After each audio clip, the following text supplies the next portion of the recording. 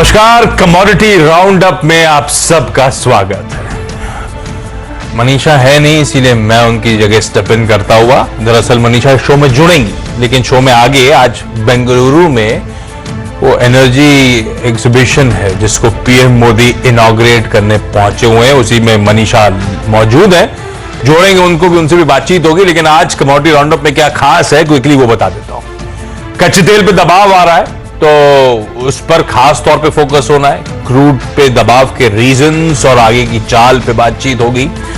सोने में करेक्शन आया है, इंटरनेशनल मार्केट्स में अच्छा खासा करेक्ट हुआ।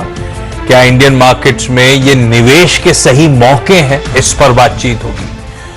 15 फरवरी से गेहूं ओएमएसएस का दूसरा चरण लागू होगा, तो इस पर भी फोकस करेंगे। क्या गेहूं के दाम काबू में आ पाएंगे?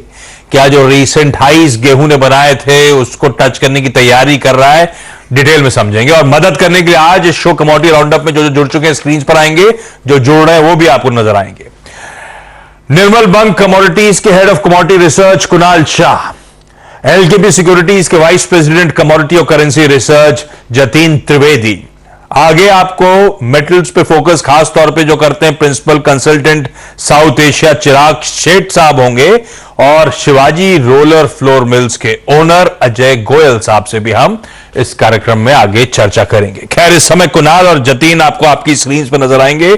आप दोनों का स्वागत है। शुरुआत करता हूं जरा कच्चे तेल से। कच्चा तेल हो, सोना हो, एक पहले आपको समझा दूं, दरअसल यूएस में फ्राइडे को बहुत स्ट्रांग जॉब्स रिपोर्ट आई थी और उसके बाद इक्वेशंस डायनेमिक्स काफी बदल गए क्योंकि वो जॉब्स रिपोर्ट सरप्राइजिंगली स्ट्रांग थी।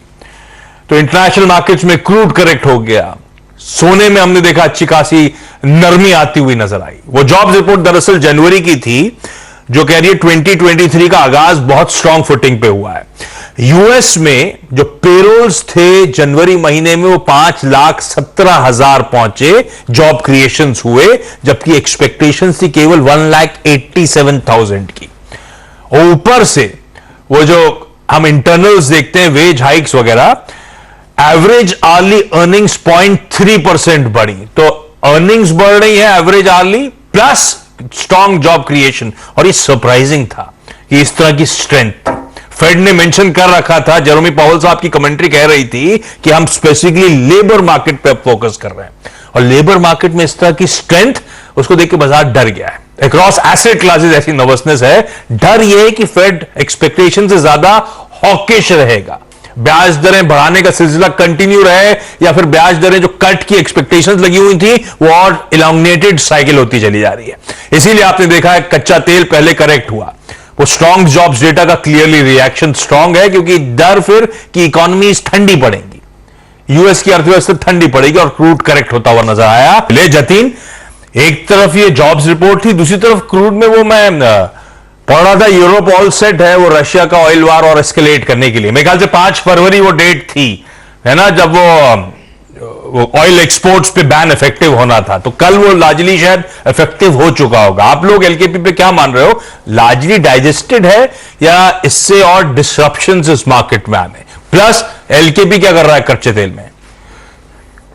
देखिए, कच्चा तेल का ये जो डाउन ट्रेंड है ये डेफिनेटली बचा के रखा है। इस अनुमान से हम चल रहे हैं कि जो डाउनफॉल है वो प्राइसिंग कर रहा है। जो भी इफेक्ट है, जो चाइना का इफेक्ट था वो भी हो चुका है। जो रशियन ऑयल का जो एक्सपोर्ट का जो डिसरप्शन है, जहां पर यूरो जो है वो सैंक्शंस जो है वो आगे और कंटिन्यू रहेंगी, तो इंडिया के यहाँ से जो है थोड़ा सा एक्सपोर्ट जो है वो बढ़ सकता है, क्योंकि जिस तरह से रशियन ऑयल की जो डिमांड है वो ईयू मार्केट से गायब हो रही है थोड़ी, तो इसके मध्य चलते हुए दूसरे देशों के पास से जो एक्सपोर्ट्स है वो बढ़ते हुए देखने मिलेंगे। लेकिन ये जो डिफरेंस है वो धीरे धीरे एडजस्टमेंट्स होगा।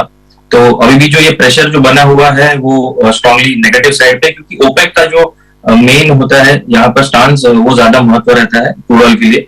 बाकी सबके जो इम्पोर्टेंट है वो जरूर मार्केट में रहेंगे, लेकिन ओपेक प्लस की जो अपडेट्स जब तक नहीं आती स्ट्रांगली के आगे चलते हुए लैकलस्टर डिमांड के चलते हुए और प्रोडक्शन कट करेंगे, तब तक इसको सपोर्ट मिलना थोड़ा सा डिफिकल्ट लग रहा है मुझे। टेक्निकली थोड़ा बहुत बाउंस जरूर आ सकता है, यस, क्योंकि प्राइसेस काफी ओवरसोल्ड रहे थे। फ्राइडे के दिन हमने देखा था एक स्ट्रॉन्ग सेलिंग और प्रॉफिट बुकिंग आई थी, तो एक बाउंस बैक जरूर आ सकता है। लेकिन मैं वो बाउंस को आने देने के बाद सेलिंग साइड पे ज्यादा प्रेफर करूंगा इस कमोडिटी के अंदर। 6150 6200 के आसपास के लेवल्स मुझे अच्छे लग रहे हैं सेलिंग करने के लिए। मतलब यहाँ से 100-150 पॉइंट की जो बाउंस आती है वो आने दीजिए, उसके बाद सेलिंग साइड की रणनीति अपनाएं। 6250 के ऊपर स्टॉप लॉस रखें और 6350 के ऊपर स्टॉप लॉस रखें, 6200 के आसपास सेलिंग करें और लोअर सेल पे मुझे लग रहा है 6000 तक के लेवल्स रखे चाहिए टारगेट्स के हिसाब से। इस हफ्ते के दौरान जो है ये लेवल्स जो है आने चाहिए। जी आशीष जी। दोनों एक्सपर्ट्स मान रहे हैं सिर्फ आना है तो सिर्फ एक टेक्निकल बाउंस होगा।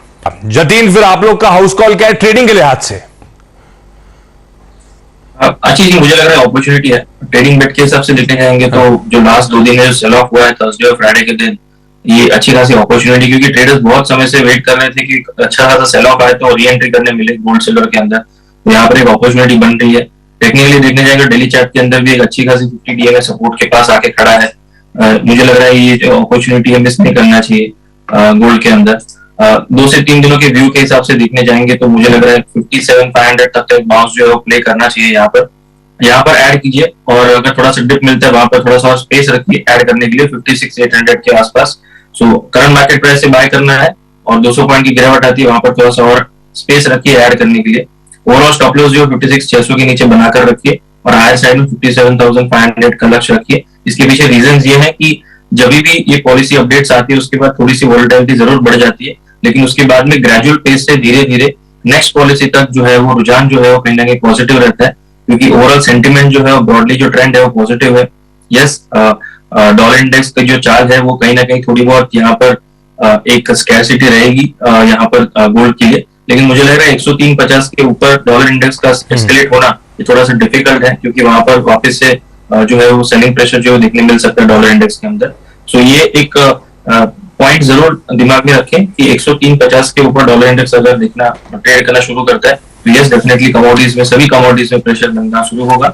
लेकिन जिस तरह से ट्रेंड चलते आ रहा है, जिस तरह से पॉलिसी की अपडेट्स आती है, तो उसके हिसाब से ये वहां पर बाइंग अपॉर्चुनिटी बनती है, ये मैं मान के चल रहा हूँ गोल्ड के अंदर। जी आशीष।